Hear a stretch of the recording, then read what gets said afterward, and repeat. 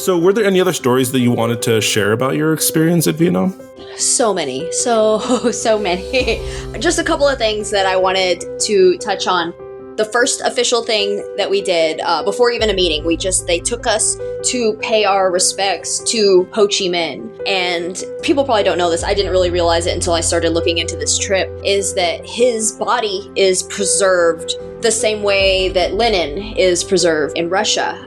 They send him to Russia every winter for maintenance because I guess the Russians have perfected this technology. You know, Lenin's been dead for 100 years and you can still go and view him. So they have this beautiful mausoleum and you're not allowed to take photos and you have to be very quiet. I mean, it's a very solemn and respectful place. But the line to get in, I mean, people from all over the country go, families, old people, school buses full of children. Like, it is something that everybody does to go pay their respects to him. And it was so cool for us to get to experience that and to be a part of that. And we walked around the complex. It's where he lived. Once the French were kicked out of the north of the country, they wanted to move him into the French palace, and he was like, absolutely not. Like, I am not that, right? I am of the people. And so he lived in this, they call it the House on Stilts complex, and it's beautiful. There's water running through it. Welcome to another informative episode of Actually Existing Socialism, the show where we get to hear from people who live in a socialist country, have lived in a socialist country, or who have studied one extensively, and in this episode's case, someone who's visited one. This is your host, Tony, and what you just heard was a short clip from the discussion today which features Jen, the host of the excellent podcast, How the Red Was Won. In this fascinating episode, Jen, a socialist educator, organizer, and Austin, Texas resident, joined to talk about her personal experience of visiting the Socialist Republic of Vietnam. Part of Jen's family, like many Vietnamese diaspora, left during the war. Through a special initiative of the Communist Party USA, known as the Hello Comrade Project, Jen had the unique opportunity to visit, which she details in this episode. We talk about the experience, what she learned, how it impacted her, and we also delve into the mutual aid work she is currently involved with through Red Help ATX, among other topics. Jen, who is also affectionately known as Big Nasty online, educates people on her TikTok, Twitter pages, Instagram, and podcasts about socialism, often engaging directly with theoretical texts. She creates resources that are perfect for someone like myself who struggles to process socialist theory. I highly recommend that you check out her work, including a relatively new podcast, How the Red Was Won, which is a podcast about organizing in the South, Texas fascism, and how to fight back. Actually Existing Socialism, as you all know, is 100% listener funded, so if you do wish to contribute as a Patreon subscriber, you'll gain access to a variety of bonus episodes and content. For example, for this episode, you'll gain access to an additional discussion that Jen and I had. You can support the show at patreon.com/AES the podcast. While on the topic, I'd like to take a second here to shout out to my newest patrons, whose names are Rose A, Dakota B, and Ian Schneider. Literally, I could not do this show without your continued support. If you're able to contribute through the Patreon, no problem. Of course, you can help out by sharing this episode and by following us on Twitter and Instagram at AES the podcast. You can also subscribe to the show on your preferred podcast platform to get new episode notifications. Feel free to leave a review, even if it's just a star rating, as those really help boost the algorithm in my favor. I recommend checking out the back catalog as well when you have the chance. As always, what you can really do to help out the show is by engaging in local worker struggles, whatever form that may be. Enjoy the episode.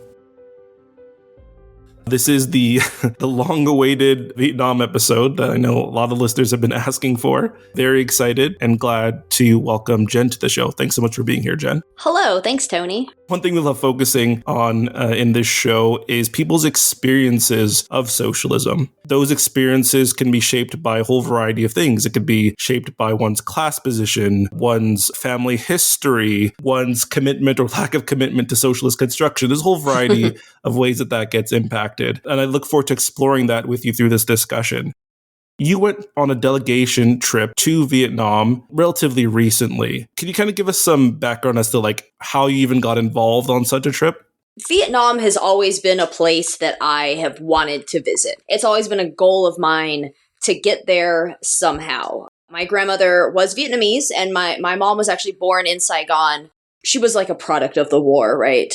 But my family left in the early 1960s and never went back. My mom has never been back, and my grandmother passed away about 15 years ago, having never been back home. And neither one of my grandparents ever really wanted to talk about the war, and I think that's pretty understandable. I grew up dreaming about this place, on the other side of the world and what it might be like, and eating all of Vietnamese food that I ever could get my hands on. Throughout my radicalization and starting to read revolutionary theory, I really started to understand the American war in Vietnam a lot better. Not just from my family's experience, but from the bigger picture view of, what the hell the US was doing there and about the Vietnamese fight for liberation. And so it really renewed my desire to visit the motherland. I had never been to an actually existing socialist nation, and the fact that half of my family came from one really made me want to go. I was a member of the Communist Party USA for about 3.5 years, and they have something called the Hello Comrade Project that is part of the International Department. The goal of this project is to take delegations of CPUSA members and go and visit with parties, communist parties, in other places. They went, I think, to Portugal first. They went to Chile. And then this was going to be the first one to visit a communist party that was actually a ruling party, like a party in power. So when they announced that the next trip was to Hanoi, I immediately started sending emails and applied and went through an interview process and everything. And technically, Texas wasn't even on the list. They were picking delegates from certain states, to try to make it fair and spread it out over the years that they've been doing this. But they were super cool about it and let me go because of my family connection. The head of the international department gave me a really good recommendation, which I really appreciate. So, I might have some criticisms about CPUSA, but the fraternal relationships that the international department has cultivated and the Hello Comrade Project specifically are really wonderful things and some of the best parts of that organization, for sure.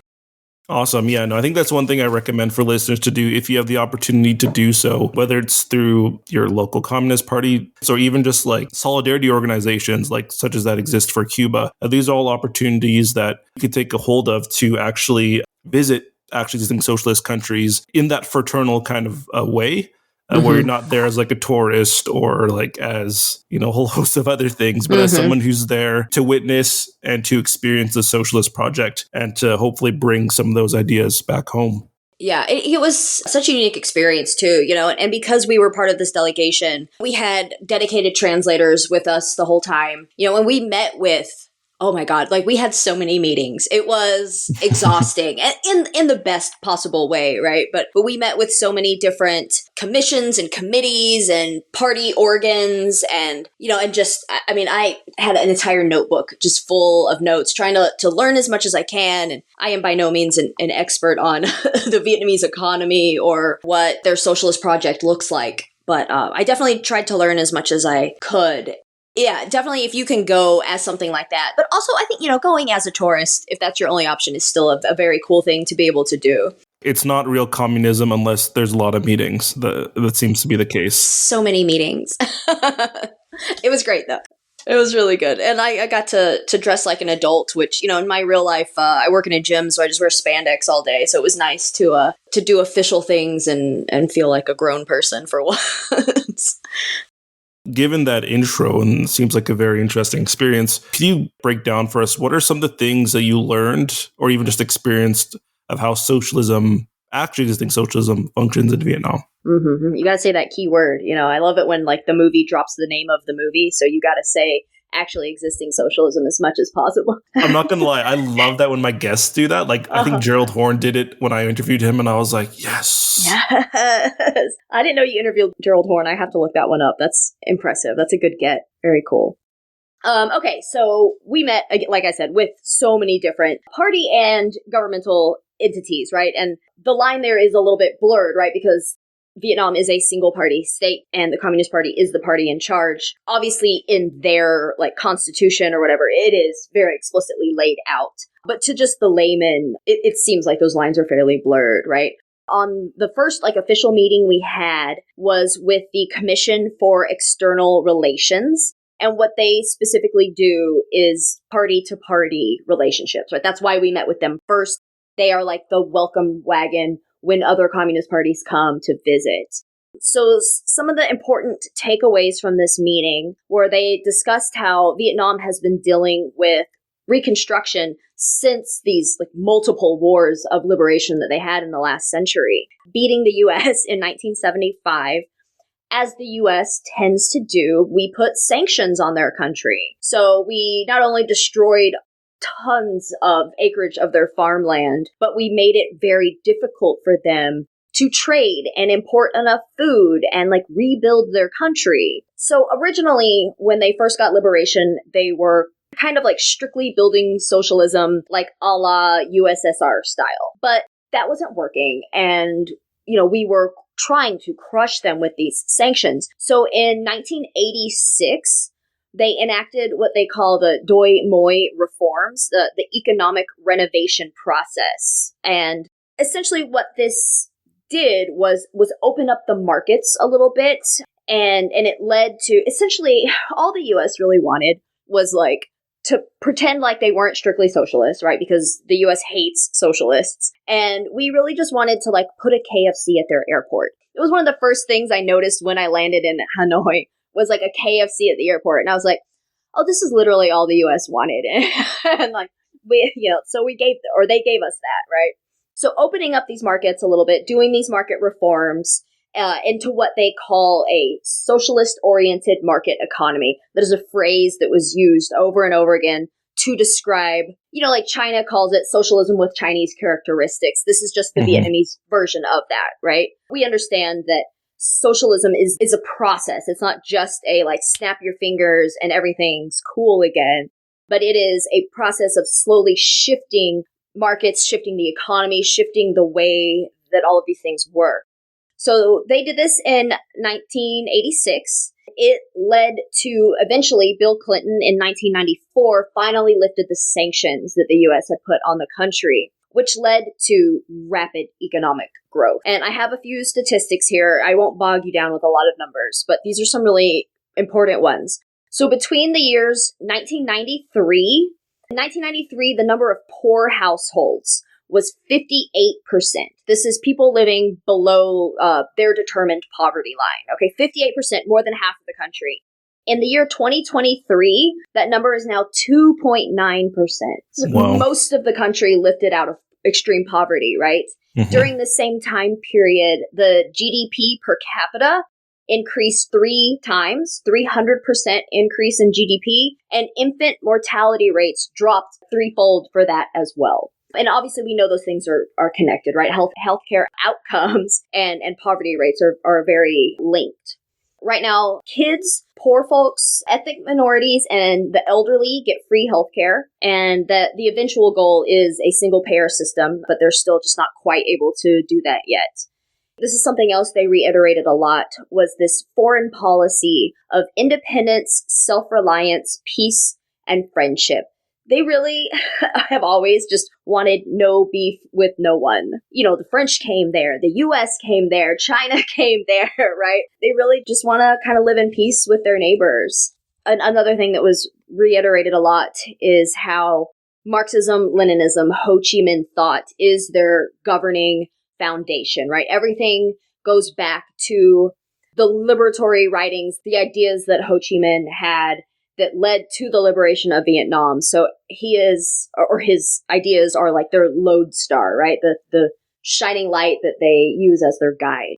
Another entity we met with is called the Fatherland Front. This is something that was established by Ho Chi Minh himself in the 50s, and it is a coalition of 48 different organizations. It's like an organization of organizations, right? It kind of umbrellas everything. And the Fatherland Front is, they call it a bridge between the people, the party, and the state. So everything flows through the Fatherland Front on the way up and on the way back down. There are 4 different levels of these organizations in the Fatherland Front. Central, which is your national level, city, district, and then communal, which is like your neighborhood, like very small, like grassroots level organization. Some of the stuff they do is they vet candidates for the National Committee and the People's Council. They supervise to make sure that laws are being properly implemented. So basically, part of what the Fatherland Front does is if a new law is implemented or if a law is changed, if the people don't like the way it's being enforced or policed, they'll change it. It's hard to imagine what that's like. I know it's such a novel idea. Holy cow, yeah. Wow, the people don't like how that happened. Let's make it where they do like it. Incredible. So just showing like how truly democratic their system is, right? That they are really striving to represent the people. So they take that feedback from citizens. And if people don't like a law or don't like how it's being implemented, the Fatherland Front will talk to the different levels of the organization in the different districts around the country. And, if a lot of people don't like it, it'll be changed. So again, things flow up and back down. They also ensure that party comrades are acting as model citizens, right? The party comrades are definitely held to a higher standard than just your average citizen. They are expected to represent Ho Chi Minh thought. They also are here to root out corruption and wastefulness. That is a large part of building socialism, right? Is making sure that these people that we do give power to aren't being selfish with it and being corrupt and wasting, the people's money. And, just working on expanding relationships. They unite the diaspora with the citizens of Vietnam. So they do a lot of outreach to people who have left the country. And I during this part, I asked a question. I was like, much like the Cuban diaspora, the Vietnamese diaspora seems to be, for lack of a better word, cringe sometimes. My family even, was pretty anti-communist. A lot of people that left Vietnam in the 60s and 70s were from the South, right? And they sided with the US-backed government in the South. And so when the communists finally won, they left, they fled, right? They went to places where they could still be capitalists. Like when I started reading Marx and calling myself a communist, my mom, and I love her to death, my mom is wonderful, but she is more of a Bernie Sanders sock dim, which is, it's fine. And she was just like, I don't know, I could never be a communist because, my parents had to sponsor my uncle when he had to flee the communists when they took over Saigon. And I'm like, well, what was he fleeing from, But he was some sort of a landlord, right? And didn't want his property seized and redistributed. He didn't want to have to work like a normal person. So they let him come here. So what the Fatherland Front does is try to get those people to come back and visit, come and see what it is that we're doing here, and that it's actually okay, and you might enjoy it. A couple more things that I did want to touch on is we also got to visit the Ho Chi Minh National Academy of Politics. So it is, it's more like a grad school. The people that go to the Ho Chi Minh Academy are usually late 20s, early 30s. They already finished high school, they finished their first college degree, and it works more like a grad school kind of program. And the school teaches Ho Chi Minh thought, Marxism, Leninism, and political science. And basically they train all the party cadre. They train the people in the Fatherland Front and the members of the youth union. And of course, all the teachings align with Ho Chi Minh thought. So one of the professors there was one of those teachers who is a big bullet point person and loves lists, which I also do. So they laid this out really nicely. And I just wanted to go over a couple of these for your audience. The 8 features of socialism in Vietnam are 1, aim for prosperous people. This is through a strong democracy and nation and the welfare and well-being of people. Number 2, the people must play a mastery role. They mobilize knowledge and people in Vietnam in the diaspora. Number 3, build a highly developed economy and workforce. 4, modern culture and national identity with traditional identity in culture. Number 5, well-being, freedom, and happiness. Number 6, a multi-ethnic society, equal, united, respectful, and supportive of each other. So Vietnam actually has 54 different ethnic groups. And our first day there before the official meeting started, we got to kind of just like wander around Hanoi, and we went to the Women's Museum, and there was a really cool exhibit there. It wasn't all 54 ethnic groups, but it was maybe a dozen or so. It was showing their traditional wedding dress, as well as like ceremonies, the types of gifts that were exchanged and things like this. And it was split into matriarchal societies and patriarchal societies. You know, this is the historic ways that these groups of people have lived, but these people still exist, right? These ethnicities are still there.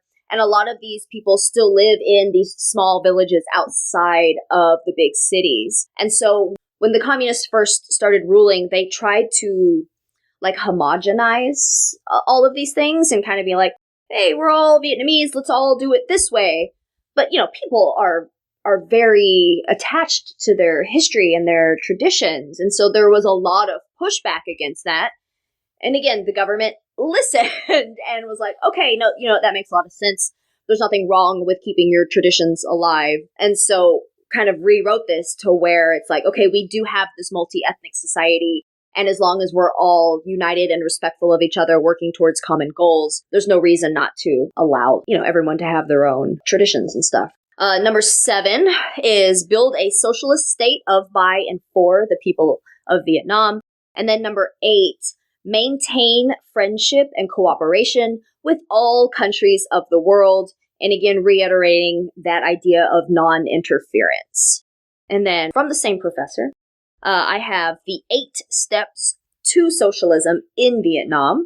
Number 1, set up industrialization with a focus on sustainable development and respect for natural resources and the environment. And that's just really nice to see, you know. Number 2, again, reiterating the socialist-oriented market economy.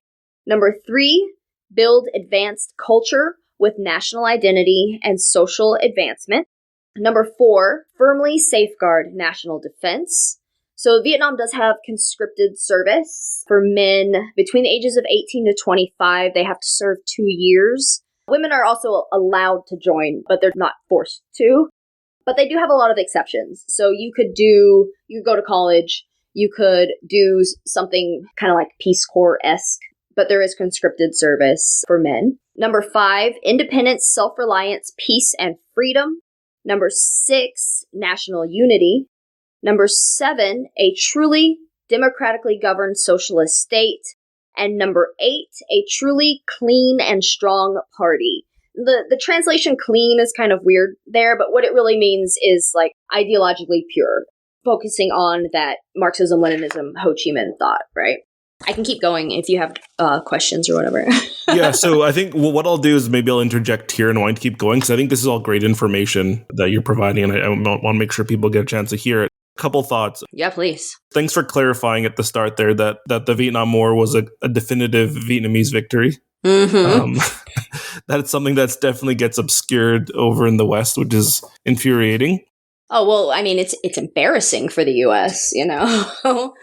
And to that point, because unfortunately, like, you know, you've given us some of the history, but we're not going to get into too much of the history this episode due to time and other reasons. It's a lot. But it's a lot. I do recommend people check out the 2-part episode I did on Lao, featuring Holly Hai. Of course, Lao and Vietnam are different countries with different peoples, etc. But the struggles are very similar and intertwined during those war years. So I recommend people give that a listen when you get the chance. I found the Fatherland Front thing very interesting because I guess maybe I've never heard specifically about it until now, but I do know that there are analogous forms of organization in Cuba, for example, and previously in East Germany and in the former Soviet Union, of course. And I feel like I wish people knew more about kind of these mass organizations or these collection of mass organizations, because I think what people tend to think about socialist countries is that, well, they have a single party and people don't get to participate really in what the party says or does. They just have to do, the party dictates to them what has to be done and there's no participation. But what gets left out is that these mass organizations like the Fatherland Front, like what they have in Cuba, what they had in East Germany, is that it's incredibly participatory at the level of these organizations, which if the one in Vietnam is similar to, say, for example, it's in Cuba, it's kind of like a collection of like the labor unions, the women's organizations, a whole host of different ways to pull in people's feedback in order to actually develop and enact policies that people actually want, right? Yeah. As opposed to the systems that we have in the West, which, suck at that. But yeah.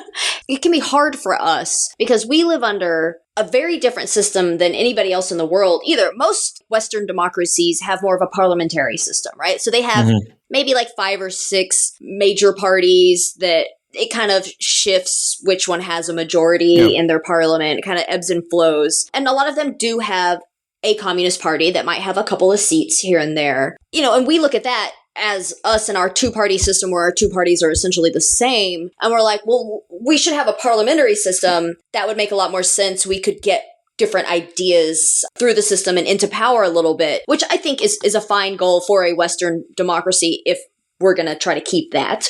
But I don't want to keep that. And I think that you hear one party system, you're like, well, that's not democratic at all. That's just one party in charge. If you believe in something else, you can't even run for office. And I mean, yeah, if you believe in something else, you're probably a fascist and they're not going to let you run for office. But it is actually truly democratic because it breaks down to this like neighborhood level, and people really do get this representation from this low doesn't sound right, but like this smaller level of government. And it really does work from the bottom up, whereas the system we live in is very top down. We are just told what the laws are, and all these studies have come out showing that the will of the people in the US does not have an impact on the laws, literally not at all, right?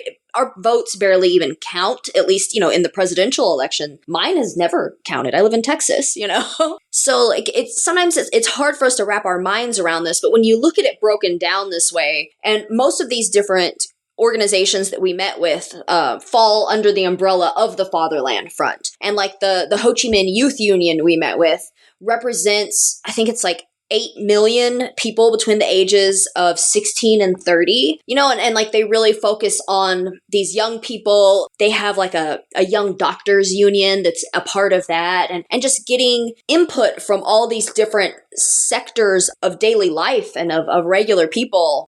It really does feel so much more democratic when you break it down and look at it like that. In Vietnam, of course, the Vietnamese Fatherland Front is the name. In East Germany, it was called National Front of the German Democratic Republic. So similar kind of naming convention. But yeah, no, as far as I understand, there isn't a socialist country, at least that had a successful revolution and maintained it for some time, that didn't or that doesn't have a similar mass participation system like you've described.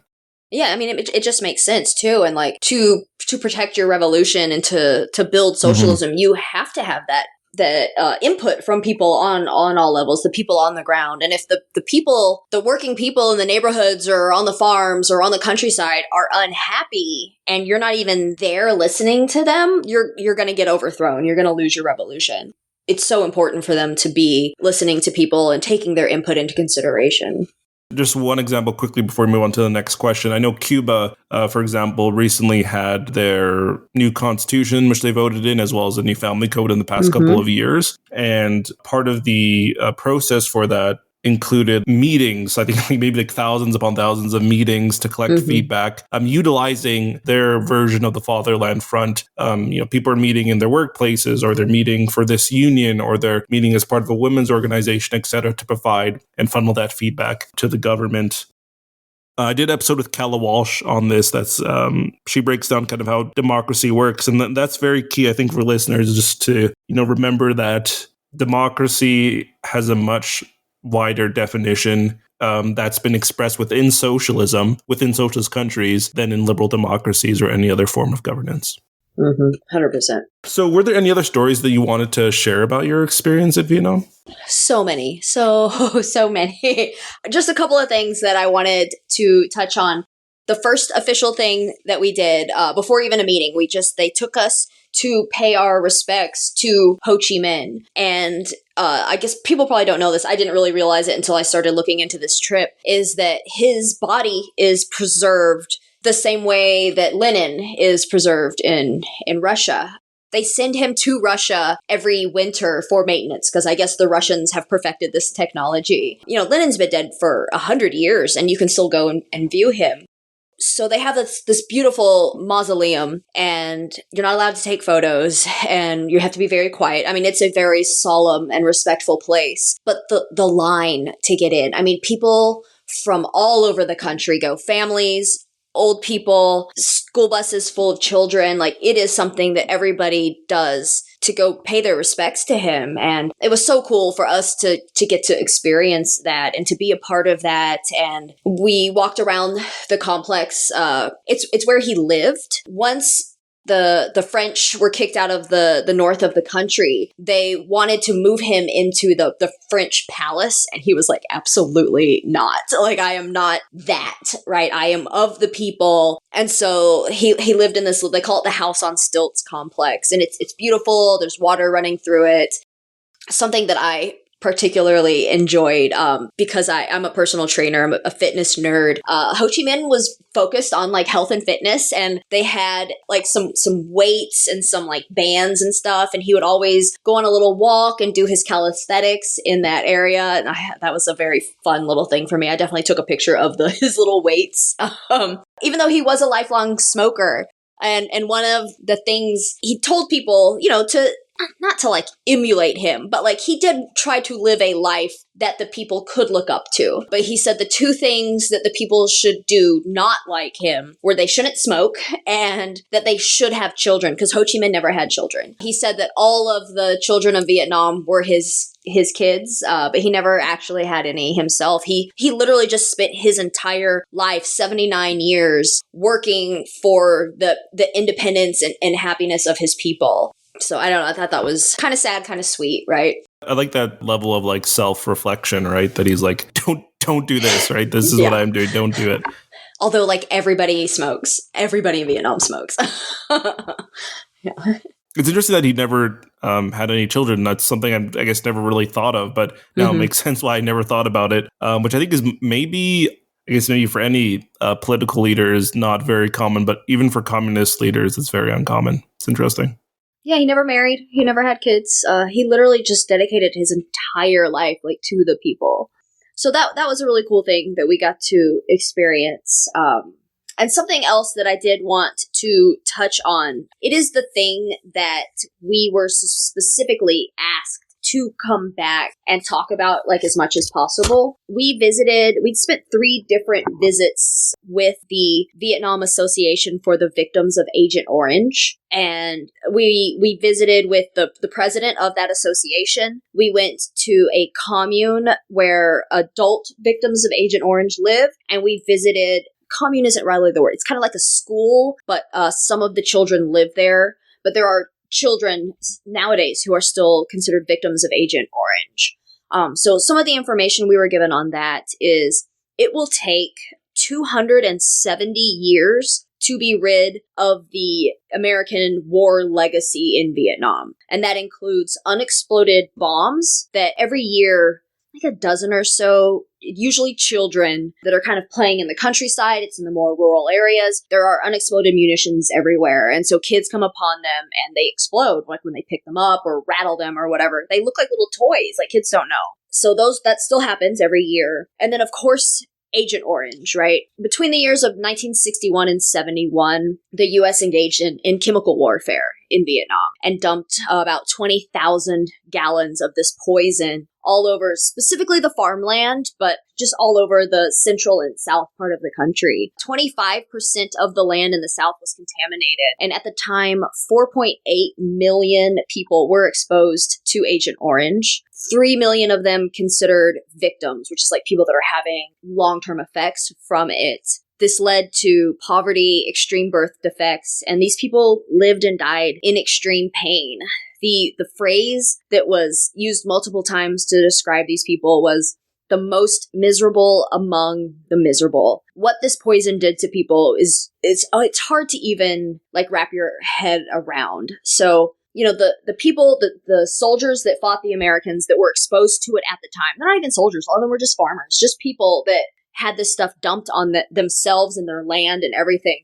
Those people developed really horrible cancers and died fairly young. But Agent Orange affects your DNA. And so their children were born with extreme birth defects, ranging from all kinds of things. Some of it like extreme physical abnormalities, people that have been bedridden their whole lives, and a lot of like mental developmental issues. And so these people they call them F1, the generation that are the children of the veterans. And they're between the ages of like 45 and 65, right? Kind of born during that time. And, their parents died young because they were exposed to Agent Orange, and nobody could take care of these people. They're not capable of holding jobs and like living on their own. So the country set up these communes for them to live in, where they get around the clock medical care. They're fed and taken care of.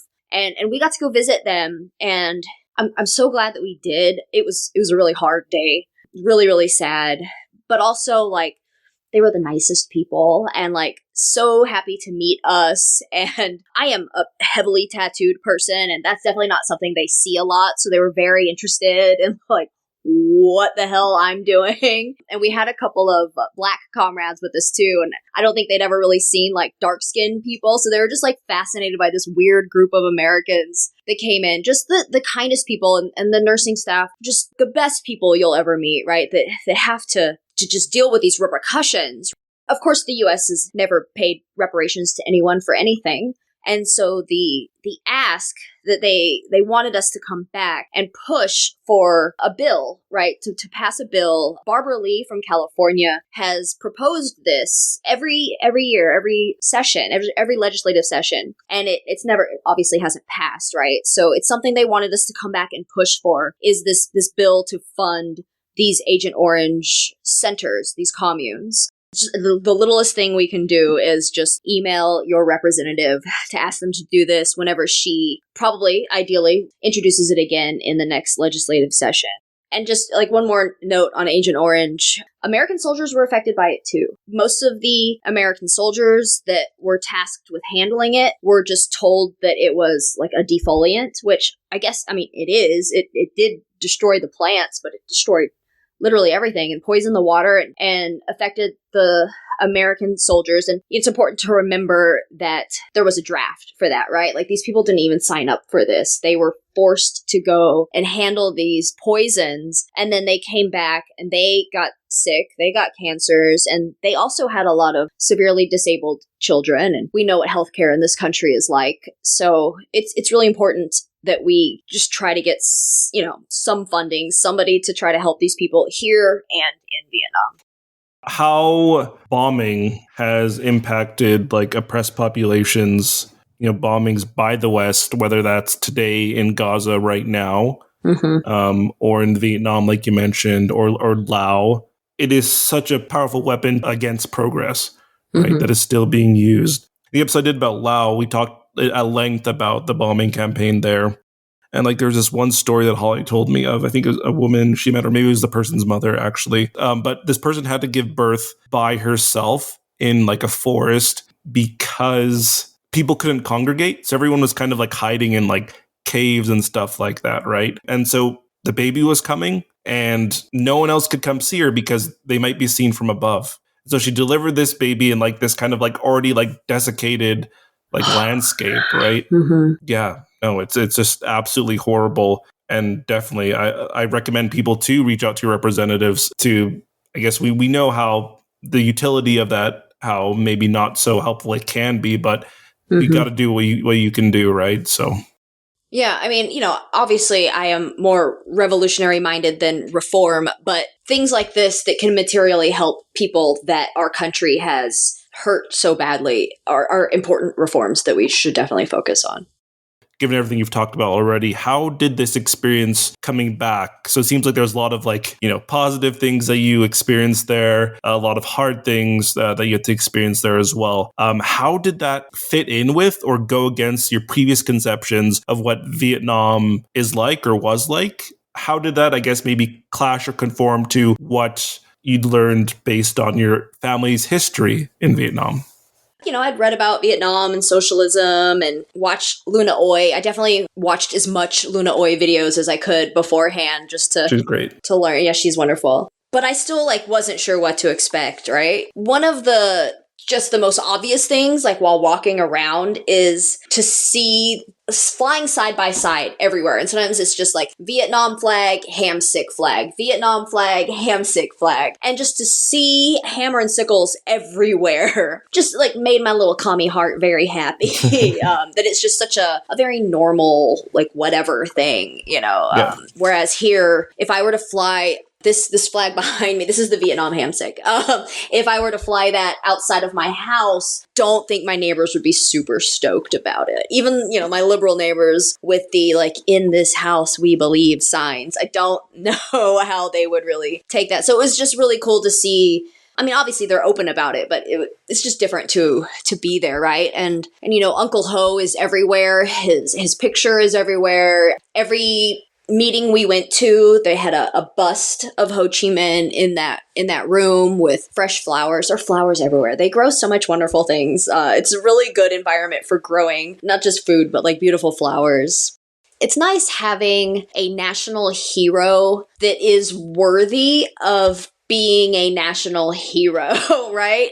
Wait, you're saying George Washington isn't an actual Yeah. national hero? And it's here it's either literal slave owners or billionaires or actors, right? That's really who our national heroes are. So they're either monsters or just celebrities, right? So I will say that there is the contingent of people who were incredibly progressive, but the progressiveness gets totally wiped, like MLK, for example. Yes. Well, and you think people like Malcolm or Martin or Fred Hampton, they were murdered by the state.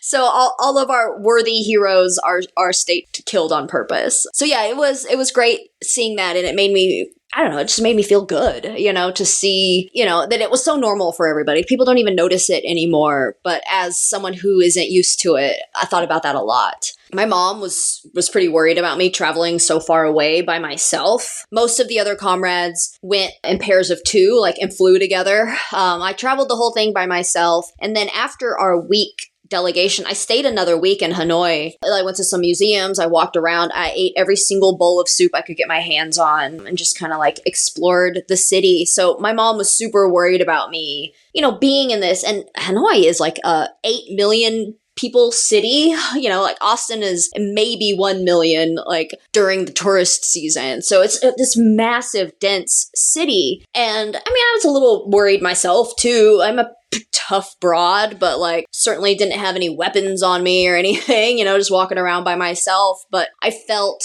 even safer than I do here in Austin. I didn't get catcalled once, not even once. It's just not part of their culture. They do seem to treat women with respect there, if you can imagine that. I did, however, again, I'm a very tattooed person. I got tattooed in Vietnam. It is definitely a part of their culture. It's just different than it is here. A lot of their stuff is a little more abstract and more black and gray, whereas I have very colorful tattoos. I definitely stood out, that's for sure. If I was wearing long pants or a long skirt and short sleeves, that was fine. If I was wearing shorts or a short skirt and long sleeves, that was fine. But if I had my arms and legs out, I definitely got attention. And again, not in a negative or creepy way at all. But I was walking to a museum, and this guy that was working at a little motorcycle shop saw me walk by, and I don't speak much Vietnamese and he didn't speak any English, but he wanted to take a picture with me as if I was a celebrity. He was just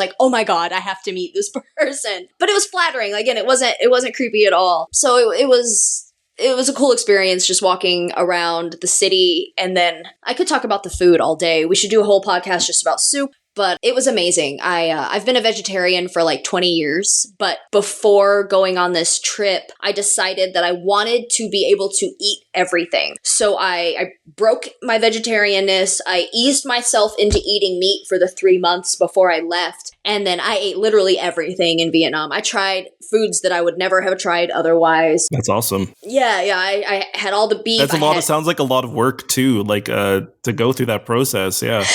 I'm back to it now once I got back back. to it? Okay. Yeah. I did though. My partner was really excited to take me out for barbecue before we left because I haven't had Texas barbecue in 20 years. And I was like, oh man, this is good. But like I didn't get sick at all there eating all of this different food. And I ate a lot, but like all of the walking around and the food isn't. I wrote a couple of articles about farming in Vietnam, and we went to visit a chicken farm and talked to the owner of the farm. And by owner, I mean, it's cooperatively owned. All of the farmland is cooperatively owned or family owned there. There are no like big farming corporations like there are here. But all of the food there's no hormones added to the meat. There's no like poisons dumped on the crops. Like they're very clean and traditional the way they grow all their food. And so I didn't feel ill at all. I had a great time. I only felt ill when I drank too much local gin. That made me a little bit sick. But other than that, I was great. I mentioned earlier how my family is kind of anti-communist, right? As a lot of the diaspora is. But I went into it with an open mind. I really don't know what my expectations were other than I want to learn as much as I can. So I don't know if it went with or against any previous conceptions, because I really did try to go as open-minded as possible and just kind of like dive in. The weather, I guess, was a little different than I expected. It was warm and muggy. I think I just thought it would rain more, but it didn't. It wasn't really the rainy season. It was March when we were there, which I was expecting to be the rainy season. It was hot. It was warm, and I live in Texas, but it was like muggy there. So I was kind of sweaty the whole time. I don't think I can answer that question because I don't really think that I had a lot of like expectations in going. That's fair. So you've done this very impactful trip. Coming back, how has this shaped your view on socialist construction? I guess maybe in general, but most specifically, how that could be applied in the US, having witnessed actually existing socialism? I think it really has made me more focused, more revolutionary, more willing to study and to put the work in. The story of the liberation of Vietnam, right? The wars that they fought for freedom. And I went to a couple of art museums, and like all of the art like explaining and representing these revolutionary struggles. I've never been so like inspired by something. I came back like allergic to revisionism and just been like, nope, we're not doing that. We're doing the revolution. It's the only way forward. Being somewhere that actually did do the damn thing, it just made me want that so badly, and we understand that struggles are different in different places and that building socialism on this continent would look very, very different than it does there. But it's just, the police aren't the enemy there. And that's something that's really hard to wrap your head around, is that when you see a uniformed officer, to maybe not be as scared the way that we are here, right? To understand that the police are actually on the side of the people, and that women are more respected there, and that, this nation is actually invested in the well-being of its people.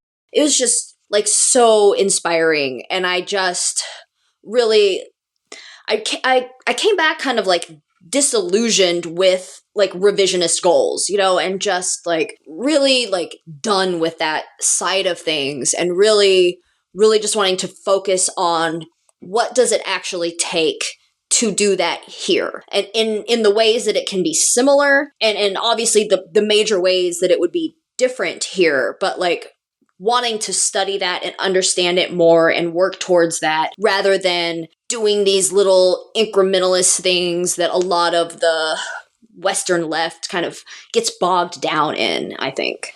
As a segue from that answer, a great answer, could you tell us about, I know that you're very involved with mutual aid work, you have been for some time. Could you tell us what that looks like? Like, what does that involve? What do you do? Do you have any helpful tips for people who want to engage in that work too? mutual aid work is one of the more important things and one of the more tangible things that we can do here. So just a little background on it. Our CP Austin chapter was liquidated in July of this year. A few people rejoined the party. One guy joined some Maoist org. I don't know why.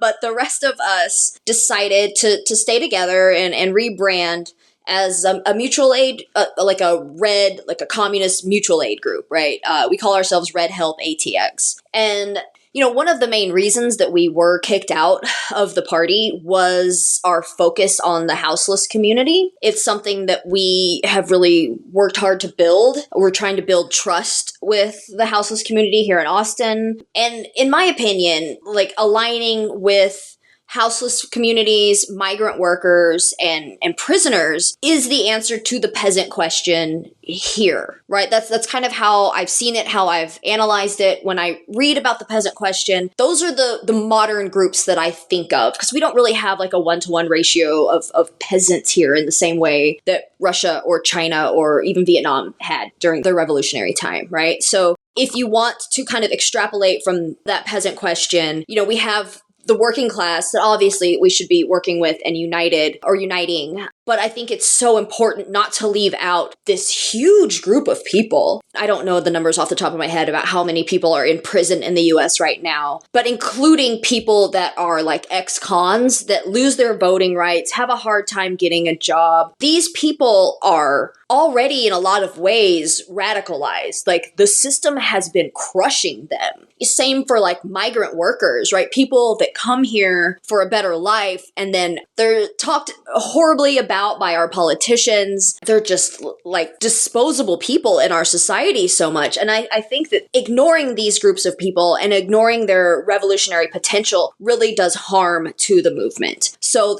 that's what we're trying to focus on is working with specifically right now the houseless community in Austin. We're just trying to figure this out as we go. There are lots of groups that do mutual aid with different goals. A lot of them are anarchists, and I think that's fine. I think we can and should work with anarchists. They do a lot of really good mutual aid work. But we also talk to people about building community and we give out lots of copies of like the Communist Manifesto and stuff like that. We're just trying to get people to like maybe understand this stuff at a different level, because houseless people already live communally. They already in a lot of ways share things and they support each other. You can't be a homeless lone wolf and survive. Right? Like the thing that they constantly talk to us about is the importance of the community and how they support each other. Our main goal right now is just to reliably be at the same place at the same time, every month for now until we're able to expand, right? Obviously that's the goal. But it's expensive. We need more manpower and we need more money. There's like 3 major areas of Austin that have houseless communities, and we're only focused on one right now. It'd be really great to expand when we can. I guess like the advice that I would give is listen to people. Like literally number 1 is just listen to what people need. These people are largely ignored by society. And so often they just want someone to listen to them, someone to talk to, someone to understand their struggles. Most working class people are just a couple of bad months away from being in that same position, right? It's so important for us to go into this understanding that, and that, they know that we're not a church group. A lot of people that do this work are church groups. And so like we've been asked, like, why do y'all do this? And then we just tell them, we're like, we are the same as you. Like, I just happen to have a house right now. I could be here in a month if things went to hell for me, and they understand that. But I think it's helpful for us to tell them that we understand that as well, that we are the same. And we talk to them about how like the system is the problem, right? We talk about capitalism and things like this, and just listen to their struggles and try to provide the things that we can, right? Obviously the thing they need is a house, but we're not in a position right now to provide that. But what we can do is bring water and a meal, and we do a lot of like hygiene kits, razors, soap, hand sanitizer, sunscreen, bug spray, Band-Aids, all of these little things that we can provide on our own. And then the thing that they've been asking us to push for at like a systemic level is bathrooms. Bathroom access is such a big deal for the houseless community. And there's a church near this community that we work with that has porta potties. And I asked about that, and they told me that the church locks the porta potties at 1 p.m. As if nobody has to pee after 1 p.m. They're only open from like 7 a.m. to 1 p.m. It's just absurd. It is wild, right? So, pushing the city to do things. They want things like water access, like easy access to water, like the simplest things that we often just really take for granted. Turning on the faucet, and flushing the toilet is something coveted by this community. And it's tough. I'm not an expert on it. I'm learning as I go. We all really are.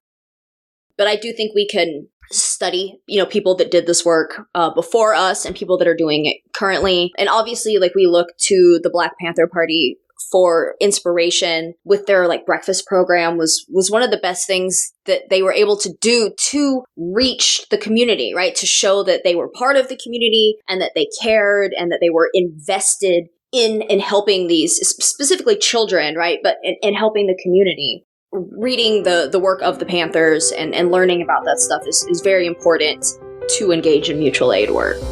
Then on that note, Jen, I just want to say thanks so much for joining today to talk about this experience, how it impacted you, how it's, kind of maybe shifted your thinking in some ways. And also it's great to hear about the work that you're currently doing. Vietnam, I recommend people look into that country more, because there's so much more that can be said about the way socialism is being built there, that is inspiring, that is working, that is moving, I guess, all of us towards a more global form of communism eventually. So with that said, Jen and I will be having an additional conversation, which will be accessible via the Patreon. What we're going to talk about, I guess you'll have to find out by joining the Patreon. Ooh, mystery. Thanks again, Jen. Thank you, Tony. No problem.